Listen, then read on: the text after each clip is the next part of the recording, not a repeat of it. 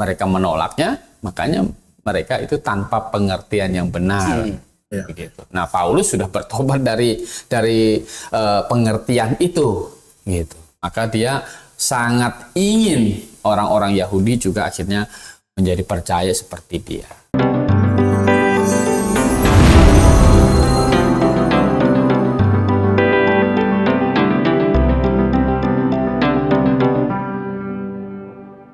Baik, selamat malam saudara yang dikasihi Tuhan Yesus Kristus. Kembali Anda bersama dengan kami di sini. Saya Pak Riko Chandra. Malam hari ini saya ditemani oleh 3 rekan saya. Di sebelah kanan saya ada Pak Yusias. Selamat malam Pak Yus. Malam Riko. Lalu selanjutnya ada saudara Joshua. Selamat malam saudara Joshua. Dan seperti biasa, narasumber kami malam hari ini adalah Pak Gembala Kurnia. Selamat malam Pak Gembala. Malam, Pak Riko. Baik, podcast kebenaran kalau Anda coba Anda scroll video-video kami dalam satu konten itu memang berisi tentang perbincangan yang membahas tentang tema-tema kekristenan. Seringkali memang yang kami kupas adalah permasalahan-permasalahan yang menyangkut tentang topik-topik Alkitab misalkan begitu. Jadi memang sekedar disclaimer bahwa podcast malam hari ini memang diadakan tidak untuk menyudutkan siapapun juga, tidak untuk menjatuhkan karakter siapapun juga secara individual. Kami tidak memiliki keinginan untuk menyerang keyakinan siapapun juga. Tetapi sebagai orang Kristen yang tentu taat kepada kebenaran firman Allah, setiap ada pengajaran atau pernyataan yang menyerang Alkitab yang kami yakin adalah sebagai satu-satunya firman Allah, kami memiliki tanggung jawab untuk memberikan penjelasan yang sesuai dengan Alkitab. Nah, pertanggungjawaban itu tentu hanyalah bersifat mengutarakan apa yang ada di dalam Alkitab itu sendiri sebagai dasar iman kami. Jadi kami tentu berdiskusi latar belakangnya atau fondasinya adalah Alkitab itu sendiri. Jadi seringkali Pak Gembala Kurnia memberikan pernyataan atau mengomentari banyak pernyataan, semua dikupas dasarnya adalah Alkitab. Jadi bukan pikiran kami sendiri. Jadi tentu kalau Anda menyaksikan keseluruhan video ini, Anda akan memahami maksud dan tujuan kami. Kami berharap bahwa kebenaran, walaupun sedikit orang yang mendengar, kami berharap akan ada orang yang mendengar dan orang bisa menerima kebenaran. Malam hari ini saya akan sengaja mengangkat satu topik dalam satu kanal YouTube milik Mualaf Center. Mualaf Center ini mungkin adalah kumpulan-kumpulan dari para mualaf yang memang saya sendiri tidak tahu pendirinya siapa, tetapi aktif sekali di sosial media yang seringkali mereka menyerang iman kekristenan. Nah, kami tertarik untuk mengupas setiap pernyataan yang mereka lontarkan di dunia sosial media. Tentu bukan untuk menyerang mereka, tetapi untuk memberitakan kebenaran. Kalau ada pernyataan sesuatu yang salah tentang Alkitab, kalau kami diam saja tentu Tuhan akan tuntut itu dari kami. Ya. Kami tidak mau dituntut Tuhan dan dipersalahkan di hadapan Tuhan, tetapi kami hanya menyatakan kebenaran. Pak Kurnia, Pak Yusias, dan Saudara Joshua, saya tertarik untuk buka satu kanal YouTube yang sumbernya dari Mualaf Center tadi, dan judulnya ini agak sedikit lucu. Judulnya Jesslyn Effect naik. Nah, gitu. Jesslyn ini seorang mualaf yang tadinya adalah orang Kristen yang memiliki pelayanan pujian di gereja gitu. Worship leader kalau nggak salah. Worship leader, dan akhirnya setelah beberapa lama sempat menjadi ateis kalau tidak salah. Sempat menjadi ateis dan akhirnya justru karena belajar Alkitab, ini yang saya sedikit juga agak menggelitik juga. Justru karena belajar Alkitab akhirnya dia menemukan kebenaran bahwa dia harus menjadi seorang Muslim. Menurut dia begitu. Jadi karena saya pikir banyak penuh kejanggalan. Karena Alkitab memiliki banyak sekali kejanggalan. Di antaranya yang menurut saudari Jesslyn ini orang pintar loh. Dia bisa bahasa Inggris lancar. bahasa Indonesia udah pasti kan gitu ya. Kalau nggak salah Mandarin dia lancar. Saya nggak tahu ada berapa bahasa yang dia tahu gitu. Dan saya lihat dari cara dia berkomunikasi, dari cara dia berbicara, seperti memang saudari Jesslyn ini lumayan cerdas. Jadi saya tertarik untuk membuka alam pikirannya yang dia mencoba memandang Alkitab dari sisi pandangnya. Ini satu video ini judulnya begini, Jesslyn Effect naik, banjir mualaf karena Paulus. Jadi judulnya, kok orang jadi mualaf? Karena Paulus. Bukan karena Jesslyn ya? Bukan. Karena Paulus ya? Karena Paulus. Apa korelasinya ya? Jadi dalam video ini dia berpendapat begini, Pak Kurnia. Paulus itu sebenarnya punya latar belakang yang luar biasa mengerikan. Nah, karena latar belakang yang mengerikan ini, dia sebenarnya cenderung untuk menyerang kekristenan sejak abad mula-mula, Pak. Dia sangat benci sekali orang-orang Kristen. Seringkali dia seringkali dia bertanggung jawab atas banyak sekali pembunuhan yang diderita oleh jemaat mula-mula, gitu. Intinya Paulus itu sebenarnya antikristus. Katanya begitu. Kata Jesslyn. Karena dia sangat membenci Yesus, akhirnya dia mengangkat dirinya menjadi nabi. Jadi di mata Jesslyn ini, Paulus itu bukan rasul yang seperti Alkitab katakan, dia adalah nabi. Nabi yang tidak tahu siapa yang mengangkat, Tidak berpendidikan lagi? Tidak berpendidikan lagi? Tidak punya pengetahuan, lalu mengajar yang seolah-olah mengangkat manusia menjadi Tuhan, yaitu Yesus Kristus. Yang menurut Alkitab Yesus sendiri menyebut dirinya bukan Tuhan, kata dia. Oke, langsung saja to the point. Langsung ke pertanyaan pertama. Saya ingin Pak Kurnia menceritakan kepada penonton di rumah, siapakah Paulus ini, Pak? Waktu dia menjadi nabi, ini kata Yesus menjadi nabi, siapa yang angkat? Silakan Pak Kurnia jelaskan sesuai dengan Alkitab. Ya, sebenarnya Alkitab, susunan Alkitab itu kan 4 Injil. Matius, Markus, Lukas, Yohanes. Iya. Kemudian setelah itu Kisah Para Rasul. Ya. Nah, dari Kisah Para Rasul kemudian itu surat-surat. Iya. Surat Paulus, surat Petrus, begitu. Nah, jadi kisah kalau 12 murid Tuhan Yesus ya, yang Petrus dan teman-teman itu di kitab Injil kan sudah dijelaskan. Ya. Dipanggil, Petrus lagi jadi nelayan, begitu. Nah, kemudian kisah para rasul ini penting. Kenapa? Karena kisah para rasul ini penting untuk menjelaskan sebenarnya Paulus ini siapa. Nah, di kisah para rasul inilah Lukas menceritakan bagaimana Rasul Paulus ini yang tadinya penganiaya jemaat, ya kan, dan dia akhirnya bertobat percaya Tuhan Yesus. Ya. Nah, pertobatannya sendiri itu dicatat di Kisah Rasul 19. Sambil kita bahas sedikit tentang kayaknya ada pertentangan, dianggap ada pertentangan ini. Iya. Ya, di Kisah Rasul 9, sorry. Ayat. Kisah Rasul 9 ini ayat 7 ini. Ini kisah pertobatan Rasul Paulus, bagaimana dia ketemu dengan Tuhan Yesus. Begitu. Coba dibaca.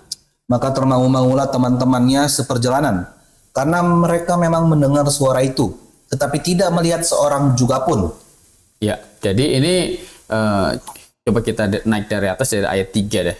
Ayat 3. Dalam perjalanannya ke Damsyik, ketika ia sudah dekat kota itu, tiba-tiba cahaya memancar dari langit mengelilingi dia. Terus? Sampai ayat 7 ya.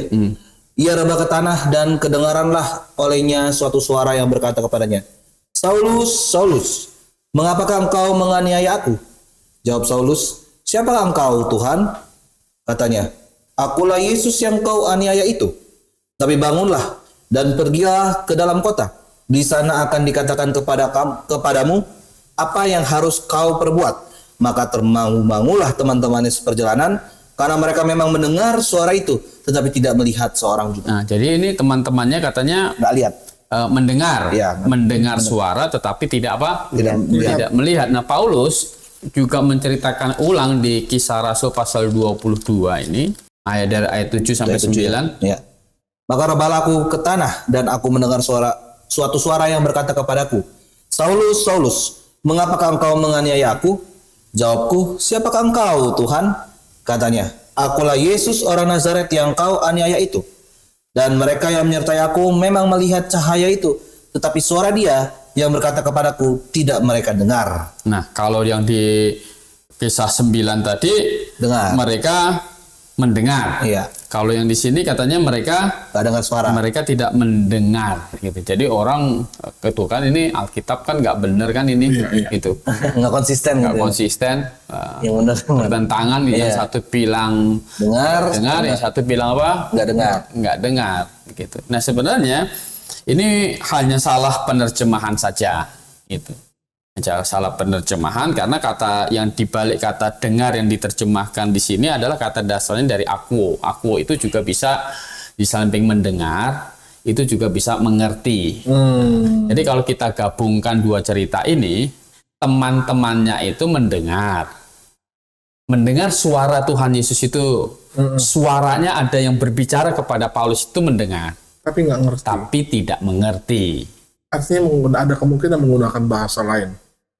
Bagaimana? Ada kemungkinan menggunakan bahasa lain kan? Ya, kita tidak mengerti apakah suaranya itu mereka udah yang Paulus hanya untuk dengar untuk mengilhami Paulus saja kan kita yang jelas mereka tidak mengerti, tetapi Paulus Berdialog mengerti. ya, Pak, ya? Paulus berdialog. Paulus berdialog. Tapi teman-temannya itu hanya mendengar suara saja, tetapi tidak mengerti suara itu ngomong apa.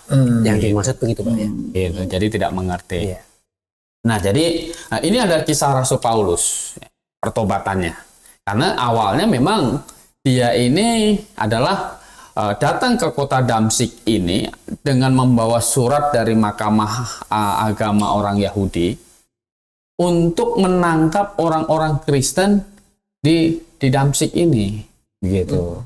Mau nangkap mereka. Nah, kemudian baru Rasul Paulus ini dalam perjalanan itu Tuhan Yesus menampakkan diri. Ini adalah penampakan diri yang terakhir dalam rangkaian menunjukkan bahwa Tuhan Yesus itu Tuhan Yesus itu bangkit khusus untuk menyatakan diri kepada Rasul Paulus. Oh, jadi maksudnya setelah Paulus ditekankan, maksudnya tidak ada lagi untuk membuktikan bahwa ya Yesus itu bangkit, dia menampakkan diri kepada seseorang lagi, itu tidak ada lagi. Berarti yang 500 orang yang di kitab Korintus pun itu sebelum dari Paulus. Sebelum kenaikan. Gitu. Oh. Karena kalau kita baca di 1 Korintus 15 ayat 8 itu Paulus bilang, coba dibaca. Dan yang paling akhir dari semuanya ia menampakkan diri juga kepadaku, sama seperti kepada anak yang lahir sebelum waktu. Iya, jadi yang paling akhir gitu kan, untuk membuktikan dia adalah Tuhan, dia adalah Allah, ya, dia adalah tidak selamanya mati, ya Paulus gitu. Karena tentu sebelum peristiwa ini pikiran Paulus itu adalah Tuhan Yesus itu ya hanya manusia, Curi gitu yang tidak bangkit, yang mayatnya dicuri oleh murid-muridnya sesuai dengan dusta dari Mahkamah Agama itu. Sorry Pak, saya potong sebentar. Dari percakapan ayat yang dibuka sebelum dari ayat ini kan Paulus waktu dengar suara dari langit itu kan ada cahaya sinar yang terang gitu ya Pak, dari atas dan akhirnya ada suara.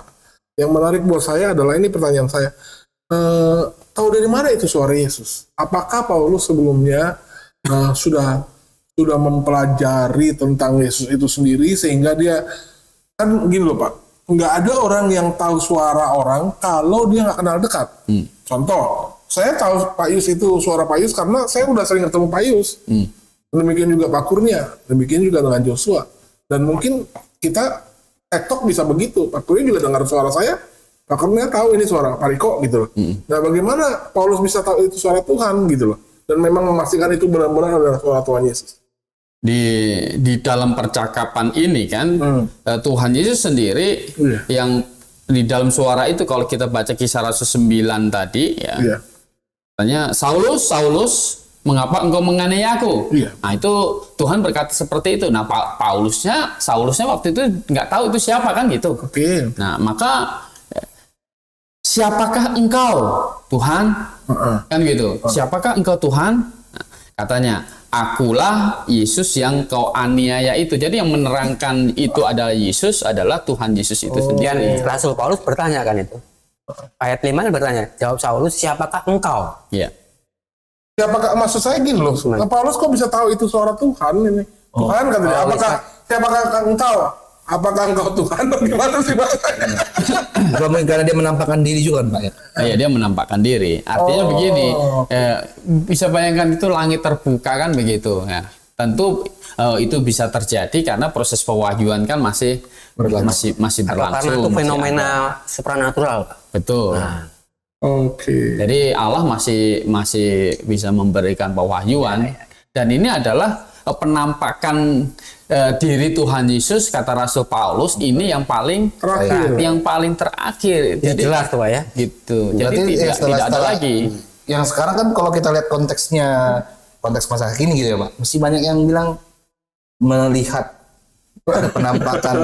Oh, kalau itu gimana Pak? Kalau konteks masa kini, Iya. kalau kita percaya Rasul Paulus, yang terakhir berarti kan tidak ada lagi.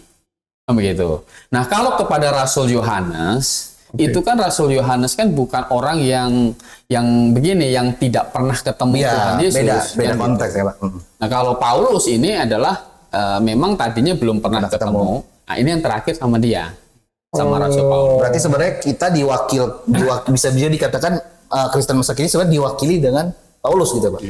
Ya, jadi itu adalah begini, itu Tuhanlah yang membatasi dirinya sendiri, yang dia terakhir akan ketemu dengan Paulus gitu. Jadi kalau hari ini ya setelah Paulus kan terakhir.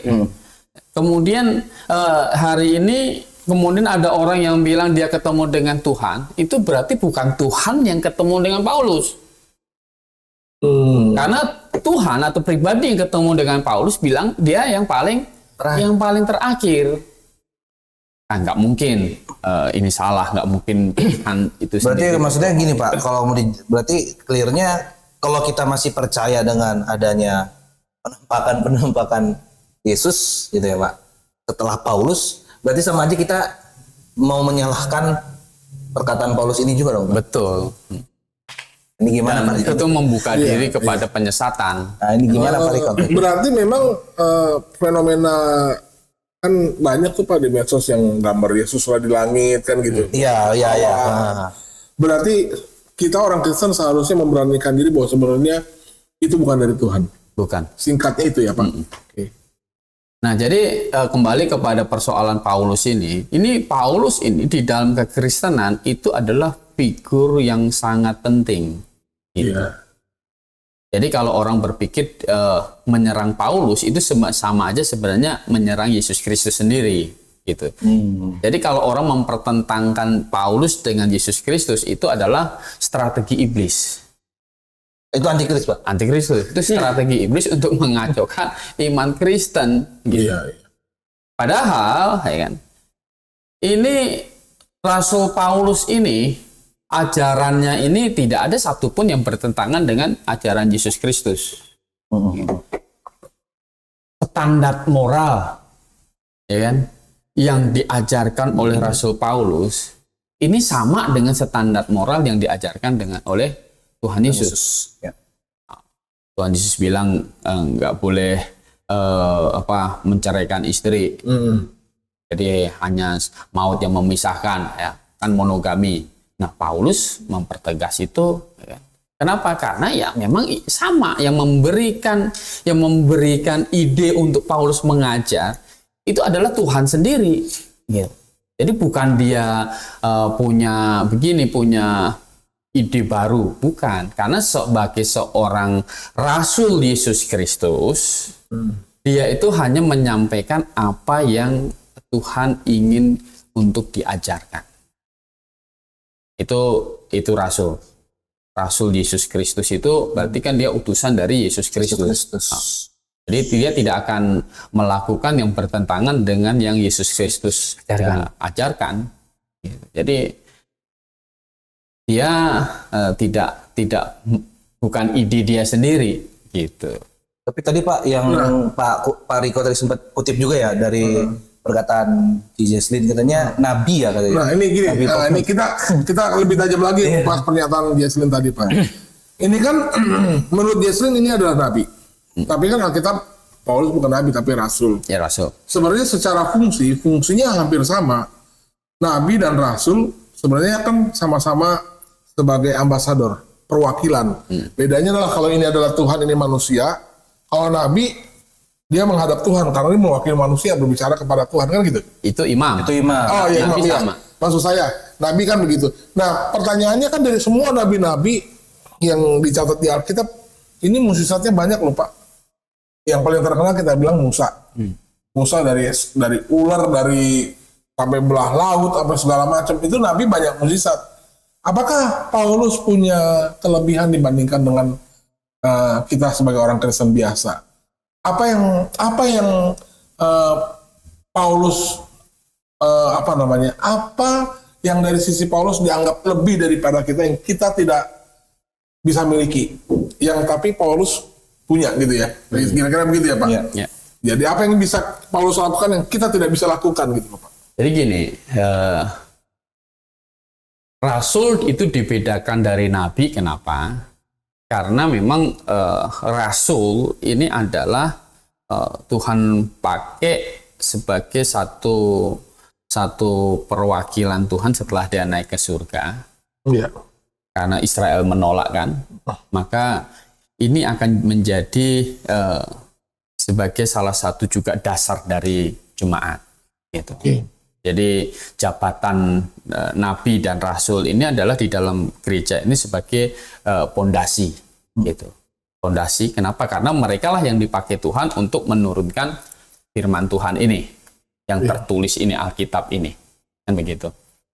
Nah, jadi rasul itu khusus, gitu. Itu dipilih khusus oleh Tuhan. Gitu.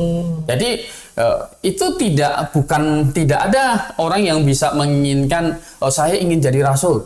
Ada Tuhan langsung ya Pak? Itu langsung Tuhan. Jadi nggak boleh diangkat sama manusia dia. Tidak bisa diangkat oleh manusia. Atau mengaku-ngaku sendiri gitu Pak. Nah, itu namanya palsu. Gitu.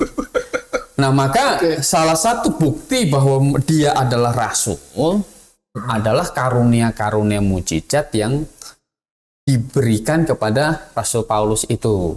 Maka kita bilang apa KTP-nya Rasul itu adalah tanda-tanda dan karunia-karunia melakukan mujizat. Nah, kalau kita baca di 2 Korintus 12 ayat 12, nah itu KTP-nya Rasul. Segala sesuatu yang membuktikan bahwa aku adalah seorang rasul telah dilakukan di tengah-tengah kamu dengan segala kesebaran oleh tanda-tanda, mujizat-mujizat dan kuasa-kuasa. Ya. Jadi yang bukan rasul itu tidak punya tanda-tanda ini. Berarti kita nggak punya. Kita nggak punya. Orang Kristen nggak punya itu. Orang Kristen lain selain rasul ya tidak punya. Namanya itu kan tanda-tanda. Oke. Waduh. Tapi faktanya sih kalau kita lihat saat ini banyak yang mengaku gitu ya Pak. Ya pengakuan mereka bisa menyembuhkan, bisa mengusir setan. Ya kalau zaman dulu itu yang palsu itu nabi ya nabi palsu kan gitu. Nah kalau sekarang kalau dia ngaku rasul ya berarti rasul palsu. Maksud saya ini loh Pak, ini kan tadi Alkitab bilang tanda-tanda itu sebagai tanda-tanda melakukan mujizat itu sebagai Tanda KTP-nya, kerasulan. KTP-nya rasul-rasul. Berarti hari ini kita nggak percaya ada mujizat. Bagaimana kira-kira? Karunia yang melakukan mujizat kan gitu. Tanda-tanda yang dilakukan dan karunia-karunia mujizat itu melekat hanya kepada rasul. Bedanya sekarang mujizat kalau dulu dengan sekarang? Kalau kita adalah kita berdoa. Ya Tuhan yang melakukan mujizat. Gitu. Kalau dulu ya rasul-rasul minta mujizat langsung jadi. Gitu. Pakai apa? Maunya rasul jadi gitu Pak. Jadi Nggak pakai istilahnya kalau nggak pakai delay gitu ya Pak. nggak pakai delay. biasa kan ada yang bilang tunggu sekian hari dulu gitu, ya kan? Oh. Kan Rasul Paulus itu sapu tangannya aja dia bawa punya kuasa kan? Gitu. Bayangannya Petrus itu bisa menyembuhkan orang sakit Sekejap langsung. sekejap. Gitu. Orang lumpuh, Petrus bilang dalam nama Yesus berjalanlah. Gitu. Tanpa begini, kamu harus beriman. Begitu. Tanpa harus ngomong begitu. Tanpa harus ngomong begitu. Karena memang yang Paulus mau atau yang Rasul Petrus mau, semua rasul punya kuasa itu, mereka mau sembuh-sembuh. Jadi sebenarnya bukan iman dari si Tunggu Pak, penderita. mereka mau sembuh, maunya rasul maksudnya? Iya, maunya rasul. Oh, bukan maunya orang. Iya, bukan bukan maunya dari si orang. penderita gitu ya, Pak. Tanpa membutuhkan iman seorang yang mau didoakan. Betul. Seperti Tuhan, Wow. Tuhan kan melakukan mujizat, ya kan? Karena Dia Tuhan. Orang yang 10 orang sakit kusta itu, Iya. gitu kan? Oke. Yang minta disembuhkan, 10-10-nya kan sembuh. Gitu.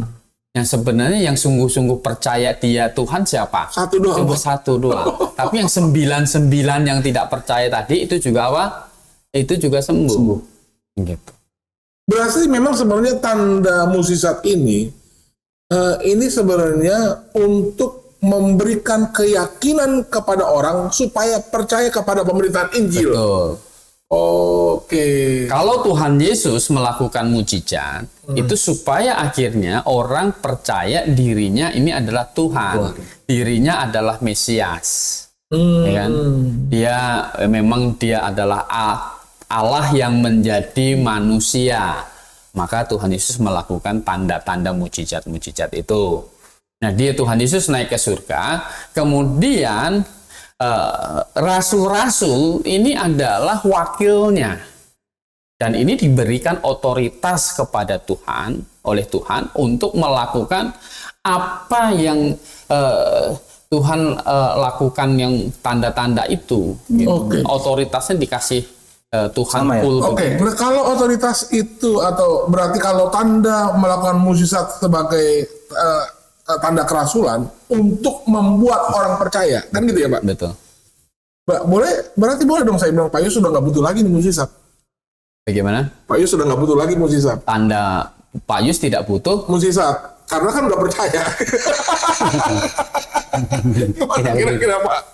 Gimana coba? Begini, Ah, mulut pengajaran rasul-rasul itu adalah firman Tuhan. Gitu. Iya, iya.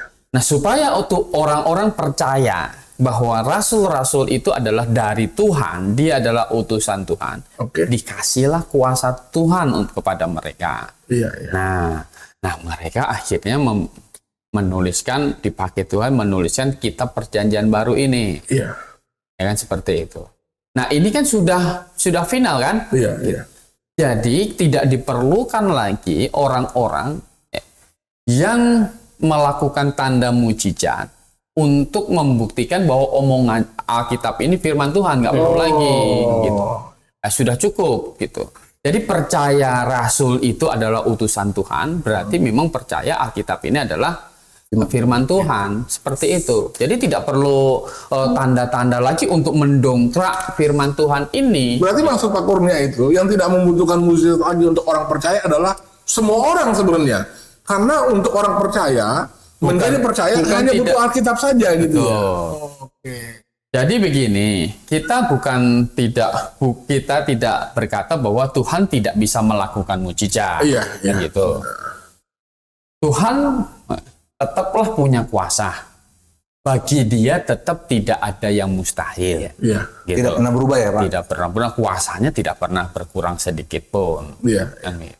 Nah, yang Tuhan tidak lagi berikan adalah karunia untuk melakukan mujizat. Mujizat. Nah, karunia ini kan dikasihkan kepada orang. Iya. Nah, orang yang dikasihkan karunia untuk melakukan mujizat ini yang sudah tidak ada. Oh. Oh, itu tadi yang tadi Bapak bilang kata di firman Tuhan yang di 2 Korintus 12 ayat 12 Betul. KTP-nya itu ya. Iya. Rasul berarti. Ini sudah tidak ada yang ini. Tetapi Tuhan melakukan mujizat, ya tentu masih gitu Ya, kan. karena dia nggak pernah berubah kan, Karena Pak. dia tidak berubah. Makanya kita juga kalau berdoa dengan satu keyakinan memang Tuhan mampu menjawab doa kita. Amin. Kan gitu. Iya, betul. Nah, tetapi kita tidak bisa memaksa Tuhan harus menjawab doa kita. Namanya kan kita meminta. Kan gitu. Nggak boleh maksa ya, Pak. Betul, nggak boleh memaksa. Tetapi kita tahu Tuhan sanggup melakukan apa yang kita minta. Gitu. Jadi gini Pak, bisa nggak kita jadi mengambil kesimpulan bahwa apa sih beda nabi dan apa beda rasul? Bisa nggak disebut bahwa kalau nabi itu hanya sekedar Tuhan ngomong apa disampaikan ke umat kan gitu. Jadi Tuhan ngomong apa ke nabi, nabi ngomong ke umat. Ya. Terus kalau rasul ini kan dia kecuali penyampai firman, dia juga punya otoritas untuk mendisiplinkan umat. Bisa nggak dikatakan Bisa. gitu? Ya kan? Karena kan Ya. pada saat kalau kita baca kisah para rasul, pada saat Ananias membohongin Petrus, Petrus, ya. mati dia. Itu juga harus suaminya kan mati juga. Jadi kita bisa ambil kesimpulan bahwa itulah perbedaan antara rasul dan nabi. Nabi itu hanya penyambung lidah, Tuhan ngomong apa sampai kepada umat. Nah kalau rasul kecuali penyambung lidah, dia juga punya otoritas untuk mendiviskan umat, gitu Pak. Ya, jadi gini, spesialnya rasul, kalau nabi itu kan bisa banyak. Kalau rasul, Rasul itu cuma 12 gitu. Untuk bangsa Yahudi dan satu untuk bangsa non-Yahudi hanya 13 gitu. Jadi tidak ada sampai 14 dan tidak ada ini digantikan gitu, tidak ada. Tidak ada rasul besar, rasul kecil Tidak gitu ya. ada. Kalau nabi kan ada nabi-nabi besar. Jadi kecil. nabi bisa banyak Ya. gitu. Ya kan? Nabi bisa banyak, rasul tidak bisa ditambah. Gitu. Mengapa? Karena nanti kota yang turun dari surga Yerusalem baru. Itu gerbangnya kan ada 12. Oh, iya. Di atas gerbang itu adalah nama rasul-rasul Iya, iya. gitu. Kan tidak ada rasul itu ditambahkan gitu. Berarti kalau saat ini ada yang mengaku rasul lagi. Itu pasti rasul palsu. Iya. berarti rasul itu stop ya Pak? Stop. Karena Alkitab sudah berhenti ya? Iya.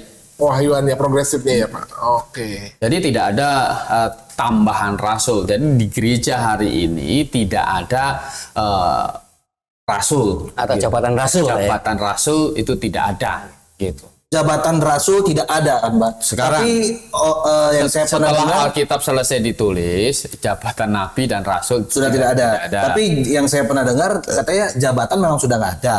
Tapi jawatannya ada katanya. Itu gimana itu, Pak? Gimana? Jabatan nabi, rasul sudah tidak ada. Oke, terus? Tapi jawatan nabi, rasul masih ada katanya. Itu mah cuma beda huruf Nah, D itu sama gimana? huruf. Jadi katanya memang secara jabatan tidak ada lagi tuh nabi, rasul katanya. Tetapi secara kuasa orang saat ini diberikan kuasa seperti rasul, seperti nabi ada. Makanya masih ada yang katanya mengklaim bisa nyembuhin orang, bisa ngusir setan dan segala macam. Ya. Tentu begini, kalau masih ada nabi, masih ada rasul, Alkitab ini masih bisa ditambah terus. Karena rasul sama Konsekuensinya nabi, itu ya, Pak? itu kan dasar dari jemaat. Oke. Jadi kalau kita percaya Alkitab sebagai satu-satunya firman Tuhan yang sudah sempurna, final, ya kan? Ini tidak ada lagi jabatan itu atau jawatan itu, kan begitu. Karena kan adanya jawatan, berarti itu ada jabatan. Jadi nggak mungkin ada menjawab tanpa ada jabatan. Betul, tidak ada begitu. Gimana Pak itu ya?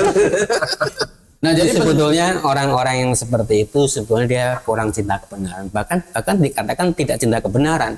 Karena akhirnya akan Bentrok sendiri. bentrok sendiri. Jadi konsekuensi logisnya kalau masih ada nabi sama rasul seperti Pak Kurnia katakan, berarti pewahyuannya belum kelar, belum final ini. Iya, Masih terus kan gitu. Lanjut Nah, terus.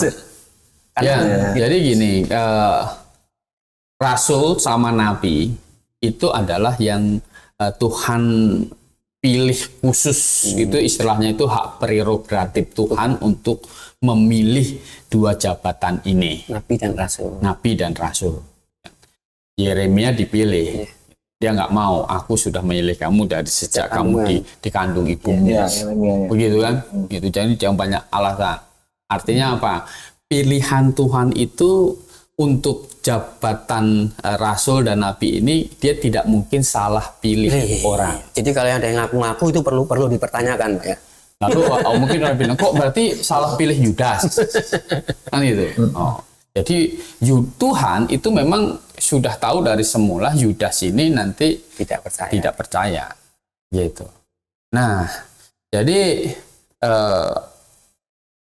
rasul-rasul, gitu kan, termasuk pemilihan Rasul Paulus ini, apakah Tuhan salah pilih? Tidak. Kan gitu. Memang dia latar belakangnya itu tadinya malah memusuhi Tuhan yang paling getol, gitu ya, yang paling getol. Stefanus kan dia rajam kan, dibunuh kan, begitu. Padahal Stefanusnya tidak bikin salah apa-apa. Ya, tetapi setelah Rasul Paulus bertobat, ya kan, bagaimana moralnya? Nah, itu di samping dia mengajarkan standar moral yang tinggi sesuai dengan Tuhan Yesus, Rasul Paulus ini juga kan menghidupi moral yang tinggi. Bahkan Rasul Paulus ini itu kita bilang moralnya itu dan melayani Tuhan itu lebih dari yang lain. Kan gitu. Coba kita baca bagaimana dia bersaksi di 1 Korintus pasal 9, dibaca dari ayat 4 ini sampai dengan ayat 6. Tidakkah kami mempunyai hak untuk makan dan minum? Tidakkah kami mempunyai hak untuk membawa seorang istri Kristen dalam perjalanan kami, seperti yang dilakukan oleh rasul-rasul lain dan saudara-saudara Tuhan dan Kefas? Atau hanya aku dan Barnabas sajakah yang tidak mempunyai hak untuk dibebaskan dari pekerjaan kami? Nah, jadi ini Rasul Paulus ini di dalam perjalanannya, pelayanannya, dia kan tidak membawa istri, kan gitu. Dia tidak bawa istri yang Seperti rasul-rasul lain. seperti rasul-rasul lain bawa begitu. Berarti yang rasul-rasul lain menikah ya? Menikah, Petrus menikah, maka kalau dibilang nggak boleh menikah, pastor tidak boleh menikah, gembala nggak boleh menikah, itu malah salah gitu. Kemudian ayat 12, bagian dia 12. Kalau orang lain mempunyai hak untuk mengharapkan hal itu daripada kamu, bukankah kami mempunyai hak yang lebih besar? Tetapi kami tidak mempergunakan hak itu. Baliknya kami menanggung segala sesuatu supaya jangan kami mengadakan rintangan bagi pemberitaan Injil Kristus. Ya, jadi dia sebenarnya bisa pakai hak itu, tetapi dia tidak mempergunakan hak itu. Itu bisa bayangkan. Jadi motivasi melayani Tuhannya betul-betul murni. Gitu. Lebih besar ya Pak. Tidak ada pikiran duniawi, mencari keenakan, begitu. Apalagi tambah istri. Betul. Gitu. Jadi perjanjian baru, rasul-rasul ini, gitu, Tuhan pakai ini sebagai standar baru di atas perjanjian lama. Makanya kehidupan rasul-rasul itu juga menjadi patokan kehidupan, kan begitu. Mana ada rasul-rasul yang poligami? Kan gitu. Tidak ada rasul-rasul poligami. Ya, karena memang Tuhan sudah di dalam perjanjian baru, Tuhan naikkan apa? Standar moralnya. Gitu. Jangankan rasul, gitu. Nanti yang jadi syarat utama jadi gembala, gitu. Ini suami dari satu istri. Jadi kalau pernah gagal dalam berumah tangga, sudah nggak layak jadi gembala. ini sudah tidak layak jadi gembala. Suami dari satu orang istri. Suami dari satu orang istri. Berarti itu memang harus menikah dulu gitu ya, Pak? Harus menikah dan harus hanya satu, hanya hidup bermonogami, tidak boleh poligami. Punya istri 2 saja, ini tidak boleh dipilih jadi gembala. Jemaat tidak boleh mengangkat dia jadi gembala. Luar biasa. Gitu.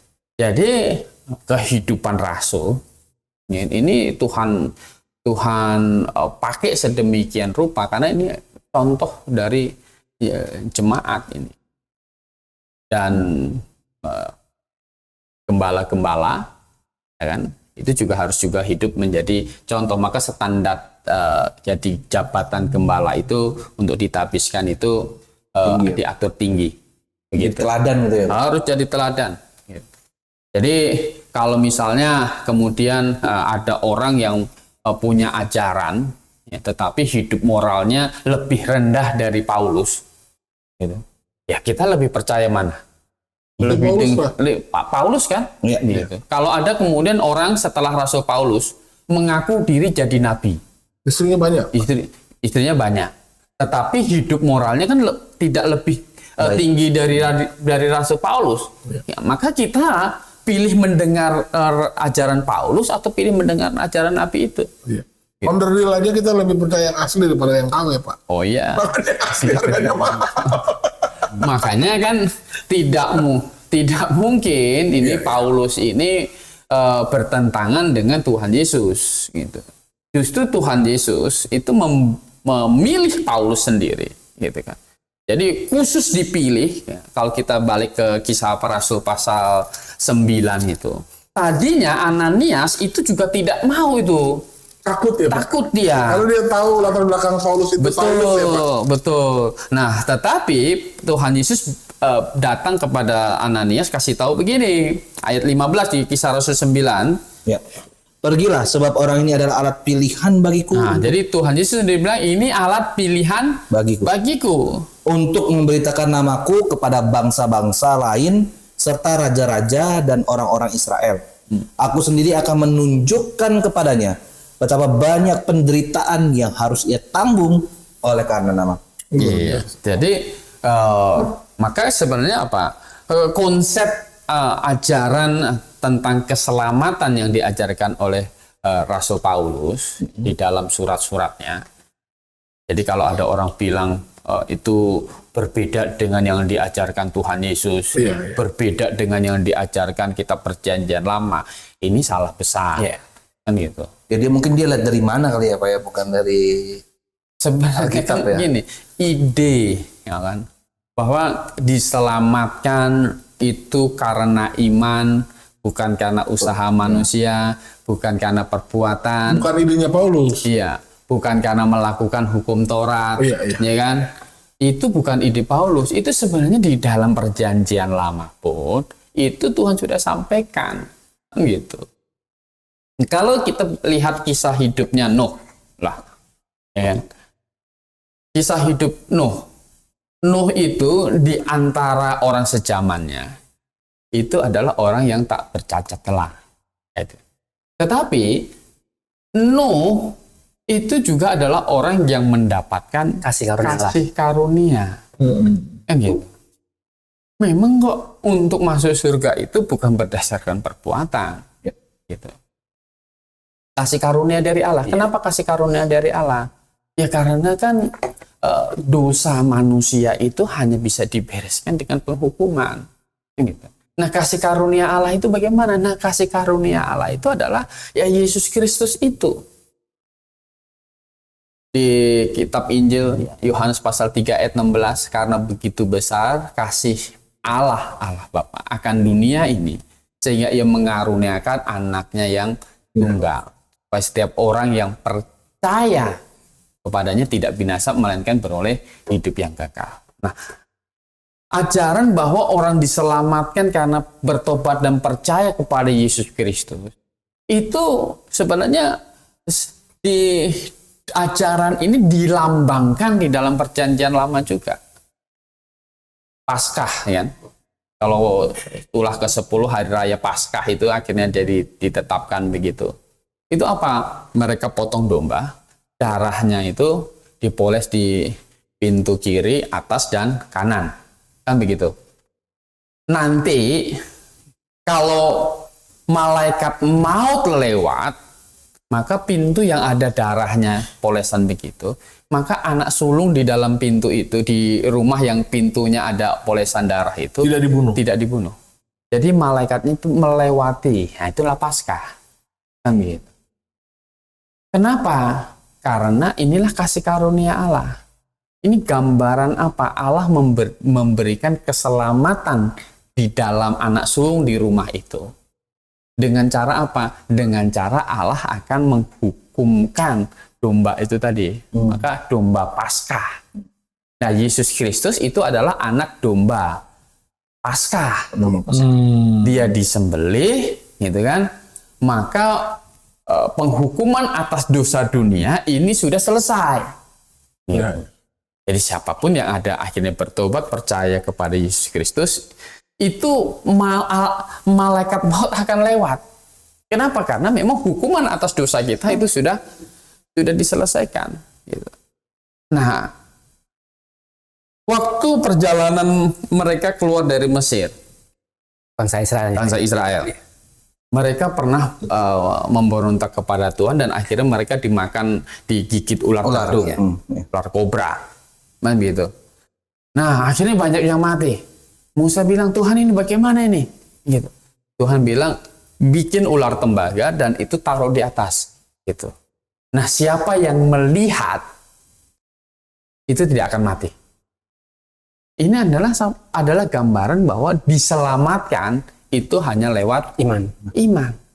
Gitu. Hanya melihat saja ya. Hanya beriman, ya melihat begitu. Jadi melihat ular yang didirikan Musa itu orang akan selamat. Nah, Tuhan Yesus berkata bahwa seperti Musa meninggikan ular di padang gurun, demikian anak manusia akan ditinggikan. Jadi siapa yang akhirnya beriman kepada Yesus Kristus itu diselamatkan, gitu. Jadi diselamatkan lewat bertobat dan percaya kepada Yesus Kristus sebagai Tuhan dan Juru Selamat. Itu bukanlah ide dari Rasul Paulus, itu memang adalah inti dari cara Allah menyelamatkan manusia. Kembali ke Nuh tadi, Pak. Kan katakan Nuh tadi kan menerima kasih karunia. Ya kan?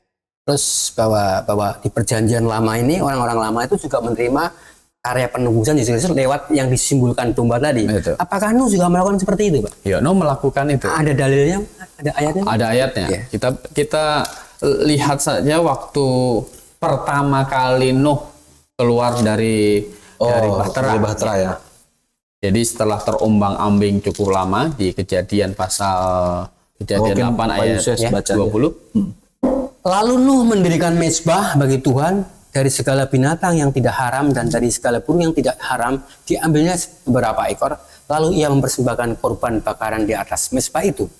Ketika Tuhan mencium persembahan yang harum itu, berfirman Tuhan dalam hatinya, Aku tak akan mengutuk bumi ini lagi karena manusia sekalipun yang ditimbulkannya hatinya adalah jahat dan dari sejak kecilnya. Ya, jadi inilah iman kepada Juru Selamat yang akan datang itu. Habel juga melakukan ini. Ya, Habel kan tahu ini juga dari Adam, begitu. Nah, Nuh ini adalah orang yang masih memelihara iman yang benar ini. Berarti persembahan korban domba ini bukan diawali dari Abraham saja, Pak ya. Dari Nuh sudah dimulai, Pak ya. Dari Adam malah. Dari Adam malah. Adam yang melihat langsung karena yang sebenarnya. sebelah saya ini katanya mulai dari Abraham, Pak. Ternyata mulai dari Adam, Pak ya. Dari Adam. Adam yang melihat langsung sebenarnya. Ya kan, pertama kali bagaimana Allah menyembelih binatang. Jadi kalau pemahaman menyembelih domba korban itu mulai dari Abraham salah besar, Pak. Total, Pak ya. Karena gini Pak, jadinya kalau dari yang penjelasan Pak Kurnia dari tadi, seolah-olah kan bagi Jesselyn itu ya, semua orang harus mengikuti Saulus, jadi bisa membunuh seenaknya dong Pak. Karena dosa kan diampuni. Ya. Begini. Gimana itu? Paulus itu kalau kita dibaca di 1 Timotius pasal 1 ayat 13 itu, coba dibaca. Aku yang tadinya seorang penghujat dan seorang penganiaya dan seorang ganas, tetapi aku telah dikasihaninya karena semuanya itu telah kulakukan tanpa pengetahuan, yaitu di luar iman. Iya. Jadi waktu sebelum bertobat itu Paulus mengaku dia seorang ganas, katanya kan, seorang ganas, ya kan, penghujat, penganiaya. dan dia berkata di ayat 15 itu, di antara orang berdosa. Iya. Akulah yang paling berdosa. Paling banyak dosanya. Paling banyak dosanya. Nah, maka Paulus ini menghitungkan diri adalah orang yang paling dikasihi oleh Tuhan. Oh, luar biasa. Maka di dalam melayani, kalau tadi dia berkata apa?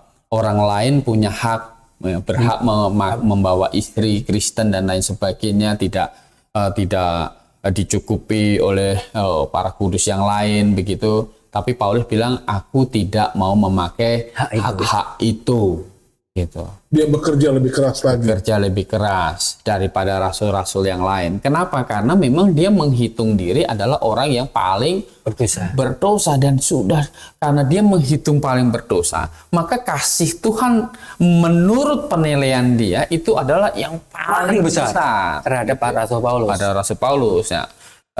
Feedback baliknya adalah dia mengasihi Tuhan yang juga yang paling giat, paling besar. Berarti persis seperti yang kata Tuhan Yesus bicara kepada Simon di rumah Simon itu. Semakin banyak orang banyak orang berdosa, semakin banyak dia diampuni dosanya. Nah, jadi setelah Paulus itu bertobat, ya kan, maka kita melihat kehidupan Rasul Paulus Sudah tidak jadi pembunuh lagi. Iya. Bukannya malah jadi pembunuh. Ini tapi malah kita nyaris kita tidak mendapat catatan dosanya. Ya. Setelah Rasul Paulus bertobat, Pak. Setelah Rasul Paulus bertobat, gitu kan. Kelaparan, karam kapal, dia tidak bersungut-sungut. Luar biasa. Gitu. Dia tidak menyalahkan Tuhan. Tidak menyalahkan Tuhan. Dilempari batu sampai mati, dia tidak mengutuk Tuhan. Gitu. Bahkan tidak menyalahkan orang yang melempari dia dengan batu. jadi sebenarnya salah ya kalau ada komentar seperti itu ya, Pak. Ya. Kalau kita ngikutin Paulus justru jadi malah enak buat ngebunuh orang. Iya, karena memang gini loh Pak. Orang Kristen kan pengajaran nomor satunya adalah kalian tentang kasih, yaitu tentang kepastian masuk surga. Kita lah hanya di dalam Alkitab sajalah yang benar-benar sangat percaya diri mengajarkan bahwa ada jaminan kepastian masuk surga. Dan doktrin ini pengajaran ini justru dipakai untuk menyerang orang Kristen itu sendiri. Karena gini loh Pak, sebenarnya ini adalah pandangan yang pragmatis antara ajaran doktrin Alkitab tentang keselamatan jika dibandingkan dengan kehidupan orang Kristen kebanyakan. Karena gini, oke, ajarannya baik karena memang udah pasti masuk surga. Dibandingkan dengan banyak orang Kristen kebanyakan, akhirnya dilihat, ya pantas aja ini tukang mabok, udah pasti masuk surga. Jadi orang sering ngasih komentar gitu loh, pantas aja ini tukang tipu nih orang Kristen, karena udah pasti masuk surga. Jadi karena udah merasa pasti masuk surga, maka jidatnya boleh bebas. Gitu. Sebenarnya begini, kalau kita tanya kepada orang yang mengaku Kristen tapi masih suka mabuk itu, kalau kita tanya, gimana kamu kalau mati pasti masuk surga tidak? Pasti dia jawab tidak. Bingung deh Pak. Pasti dia jawab tidak, gitu. Kenapa? Karena kesimpulan ya orang Kristen itu jadi orang Kristen bebas berbuat dosa itu adalah kesimpulan orang, gitu kan? Kesimpulan orang mendengar ini ajaran Injil yang benar bahwa diselamatkan bukan pakai perbuatan, gitu. Kemudian udah mendengar begitu kan, bertobat percaya masuk surga. Kemudian dia lihat orang Kristen yang ngaku Kristen, ini masih minum mabuk, dia simpulkan, karena ajaran ini maka hasilnya begitu. Padahal sebenarnya kalau dia ini sudah bertobat dan percaya kepada Yesus Kristus dengan sungguh-sungguh, ya, maka otomatis dia akan tidak mabuk lagi. Begitu. Kenapa? Karena orang yang bertobat sungguh-sungguh, percaya Yesus sungguh-sungguh, itu sudah mengerti, memahami bahwa sudah terjadi satu transaksi. Bahwa Yesus Kristus itu mati menggantikan saya dihukum, dan saya ini hidup menggantikan Yesus hidup. Begitu. Harus terjadi itu ya Pak. Ya, makanya sebenarnya orang Kristen yang betul-betul sudah bertobat dan percaya itu tidak akan minum mabuk lagi. Ada perubahan budi Pak ya. Pasti.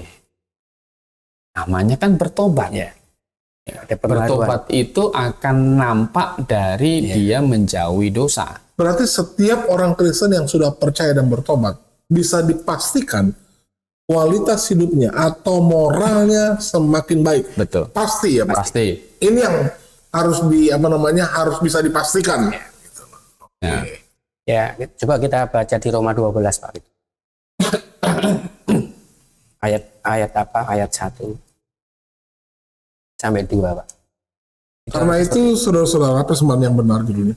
Karena itu saudara-saudara, demi kemurahan Allah, aku menasihatkan kamu supaya kamu mempersembahkan tubuhmu sebagai persembahan yang hidup, yang kudus dan yang berkenan kepada Allah. Itu adalah ibadahmu yang sejati. Janganlah kamu menjadi serupa dengan dunia ini, tetapi berubahlah oleh pembaruan budimu, sehingga kamu dapat membedakan manakah kehendak Allah, apa yang baik, Ya. yang berkenan kepada Allah, dan yang sempurna. Mulai yang bertobat. Jadi kalau orang masih ngaku Kristen tetapi selingkuh, gitu kan? Ngaku Kristen tapi minum mabuk, maka kita pastikan bahwa dia tidak bertobat Tidak ada sungguh-sungguh. pertobatan gitu. Dia tidak belum percaya Tuhan Yesus sungguh-sungguh. Berarti dia belum bertobat dan belum percaya. Betul. Jadi karena ada pemahaman dari mereka juga yang mengatakan konsep penebusan dosa itu hanya diajarkan di kitab yang ditulis oleh Paulus saja, Pak. Jadi makanya tadi ada pemikiran bahwa itu mah ide-idenya Paulus aja itu, biar Paulus itu seolah-olah karena udah bekas membunuh orang banyak, ya kan? Ya sekarang kok jadi berbalik lah, jadi pengen baik-baikin Yesus gitu loh, Pak. Jadi agamanya Paulus ya? Iya. Agamanya Paulus. Ya justru Paulus ini kan yang tadinya dia bilang kata dia di luar iman. Iya. Maka setelah dia ketemu dengan Tuhan Yesus, ya kan, bahwa konsep yang dia bawa tadinya itu selamat karena melakukan hukum Taurat, Iya, berubah ya, Pak. dia berubah.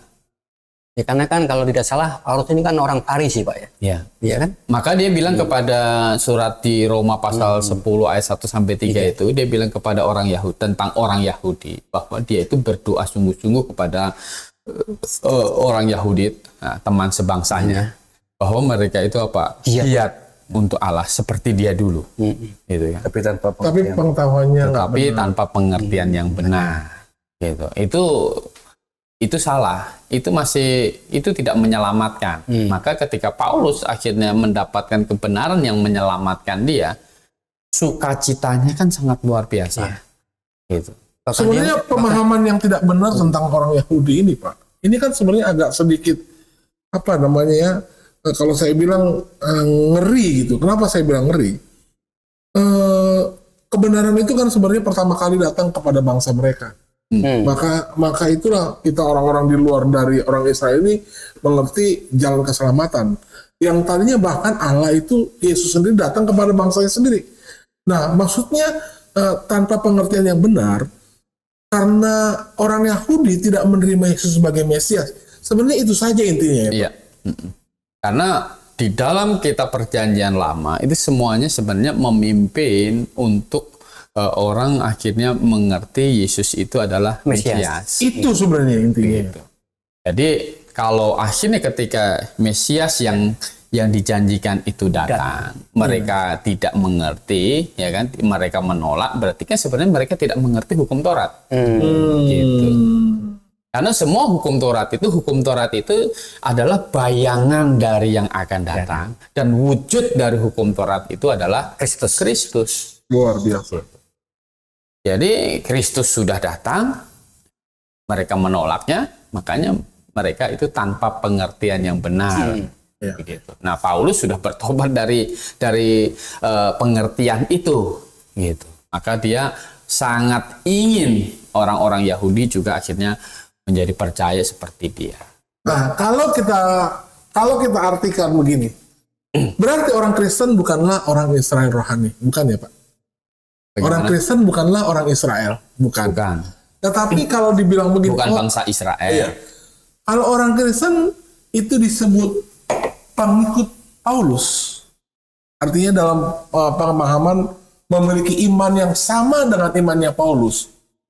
Itu seharusnya benar ya, Pak? Betul. Jadi kita mengikut Paulus seperti Paulus mengikut Kristus. Betul. Seperti itu kira-kira ya, Pak ya. Ya, itu yang betul, itu yang Alkitabiah. Makanya orang Kristen nggak boleh malah juga disebut pengikut Paulus juga. Nggak masalah. kita dibilang pengikut Paulus ya nggak masalah. Kan Pengikut Petrus juga boleh kan gitu. kan ujungnya Kristus. Justru kalau kita bertentangan dengan Paulus, itu pasti salah. Oh iya. Kalau kita bertentangan dengan Petrus pasti salah. Jadi kita tidak boleh bertentangan dengan Paulus dengan Petrus. Nggak boleh. Masuk neraka pasti. Secara keseluruhan kita tidak boleh bertentangan dengan pengajaran Rasul Yesus Kristus. Karena ini Cece Jesslyn, setelah dia belajar Alkitab, dia mau menjadi pengikut Kristus. Enggak Kristus. Dia menjadi pengikut Kristus, gitu. makanya menjadi mualaf. Jadi menjadi pengikut Kristus, ya kan? Itu harus juga menjadi pengikut Paulus. Gitu. Otomatis sebenarnya. Jadi nggak boleh malah bertentangan mengikut Kristus, tapi bertentangan dengan Paulus itu nggak bisa. Makanya sebenarnya kalau memang mau mengikuti Yesus berarti otomatis dia juga pasti ikut Paulus. Karena kan kita tadi yang Bapak sudah jelaskan juga kan, kita pun tahu kebenaran juga Injil dari pemberitaan hasil buah pemberitaan Paulus. Ya, ini di dalam surat perjanjian baru ini 13 surat. Penulisnya Paulus. Penulisnya adalah Paulus. Jauh lebih banyak daripada rasul-rasul yang lain, gitu. Karena apa? Tuhan itu pilih Paulus. Pinter ya dia, Pak. Karena memang ada tujuan khusus kan. Luar biasa. Karena Rasul Paulus ini kan boleh kata dia istilah kalau boleh secara umum khatam perjanjian lama. Katam dari mana sih bahasanya, saya bingung. Bahasa sebelah. Katam. Boleh pinjem ya gitu ya. Oke, baik. Jadi kita harus mengikut Kristus sama seperti Paulus mengikut Kristus. Iya. Tulisan Rasul Paulus itu sama dengan ajaran Yesus Kristus. Kita harus baca karena Tuhan memakai Paulus untuk menjadikan ini sebagai firman Tuhan. Amin. Amin. Mantap. Baik, ada yang mau ditambahkan lagi? Cukup itu. Yosua? Oke. Saudara, Anda kalau mengikuti perbincangan kami sejak awal tadi sampai di ujung percakapan, sebenarnya saat orang menyerang tokoh-tokoh yang ada di dalam Alkitab, khususnya terhadap rasul-rasul, sebenarnya serangan mereka tidak ditujukan kepada rasul-rasul itu sendiri, tetapi justru mereka ingin menyerang Yesus Kristus. Terkadang justru mereka menyikapi iman yang dimiliki oleh tokoh-tokoh yang ada di dalam Alkitab ini sepertinya salah, gitu loh. Pemberitaan Injil mereka bertentangan dengan apa yang dibawa oleh Yesus Kristus, sehingga seolah-olah Paulus itu mengklaim bahwa Yesus itu adalah manusia yang dijadikan sebagai Tuhan. Oh, tidak. Kalau Anda belajar Alkitab secara sistematis, justru lewat catatan-catatan Paulus dan dibandingkan dengan tulisan-tulisan rasul-rasul yang lain, itu berbanding sejajar. Jadi mereka mengajarkan pengajaran yang sama yang juga diajarkan oleh Yesus Kristus. Dan itu sudah diajarkan bahkan sejak zamannya Adam jatuh ke dalam dosa. Dan Tuhan sudah mengajarkan dan sudah berjanji kepada manusia lewat Adam dan Hawa, lewat keturunanmu Hawa, kata dia. Kan gitu. Bukan keturunannya si Adam. Lewat keturunanmu Hawa akan lahir juru selamat.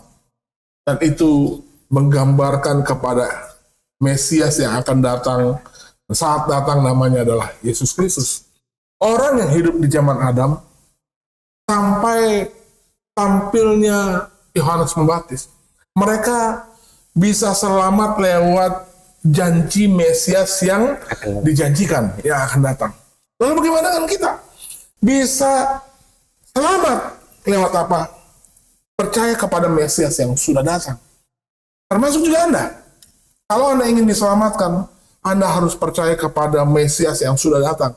Dia adalah satu-satunya Tuhan yang menjadi manusia. Ingat, bukan manusia yang dijadikan Tuhan, tetapi Tuhan yang menjadi manusia, menanggung hukuman dosa seisi dunia. Saat kita percaya itu, tentu kita tidak bisa berpikir bahwa setiap orang Kristen bebas melakukan dosa apapun juga karena keselamatannya sudah dijamin oleh Tuhan. Oh tidak. Anda harus mengingat, kalau dosa Anda sudah ditebus oleh Yesus Kristus, Dia menggantikan Anda mati. Harus ada transaksi rohani di mana Anda harus hidup menggantikan Yesus hidup. Kalau ditanya, orang Kristen boleh mabuk? Oh gampang jawabnya. Kira-kira kalau Yesus hidup di tengah-tengah dunia ini, dia akan mabuk nggak? Kalau Yesus hidup di tengah-tengah dunia ini, dia akan merokok nggak? Kalau Yesus merokok, rokoknya merek apa? Kan nggak bisa kita jawab itu. Jadi kalau hidup menggantikan Yesus Kristus hidup, maka dia harus memiliki standar moral yang jauh lebih tinggi.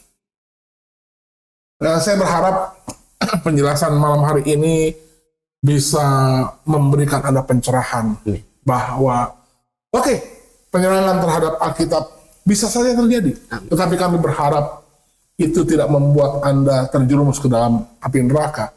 Dan kami berharap lewat penjelasan podcast malam hari ini Anda bisa menemukan kebenaran. Baik, selamat malam Pak Kurnia. Ujilah segala sesuatu dan tegaklah yang baik. Kami tetap berharap lewat kanal YouTube ini bisa memberikan Anda edukasi. Kalau Anda merasa ini bisa memberkati Anda bisa share, bagikan ke teman-teman, Anda bisa like, Anda bisa subscribe, supaya nanti kalau ada video baru, ada notifikasi di device Anda. Baik, selamat malam Pak Kurnia. Terima kasih sudah memberikan penjelasan. Selamat malam Pak Joshua, selamat malam Pak Yusias. Mereka bertiga sudah setia menemani saya malam hari ini, dan kami berharap ini bisa memberkati Anda. Selamat malam dan akhirnya salam Maranatha.